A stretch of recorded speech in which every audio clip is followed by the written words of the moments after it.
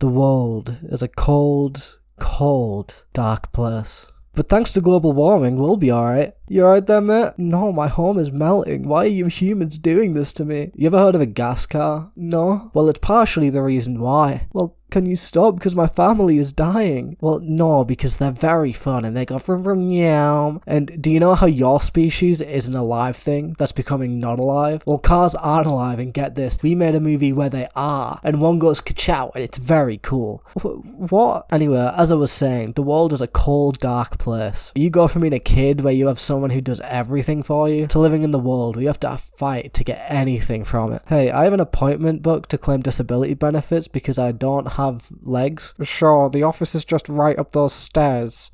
Stairs? I don't have fucking legs. That is a tactic they actually use to deny disabled people benefits in the UK. Because if you don't go to the office, then you can't apply for disability money. But if you do manage to get to the office, then clearly you aren't disabled enough to need it. You're just a leech on society taking more than you give. Why don't you get a job that isn't stealing from the tax system? That job's already taken by the royal family. You alright there, Charles? Can you get up and come over here? Nah, I can't. Why? Well, I didn't realise till I sat down, but someone put a dildo on the throne and I had a curry last night, and with my hemorrhoids, if I stand up, it'll be like the Red Sea. Point is, the world doesn't owe you anything. If you want something, you gotta fight for it. And sometimes, though, humanity comes together and says, we know things aren't fair, let's make them fair. And so you get something like the 2010 Equality Act in the UK, which protects people from discrimination in the workplace. And since it came about, no one has tried to get rid of it. What's Nigel Farage doing here? I want us to completely abolish the diversity and inclusion laws, completely abolish the Equalities Act that was brought in by the Labour Party in 2010. So what are we going to do instead, Lil Nige? And I want us to basically say, we don't care. We don't care what you are. You'll be judged by your character. You'll be judged by your ability.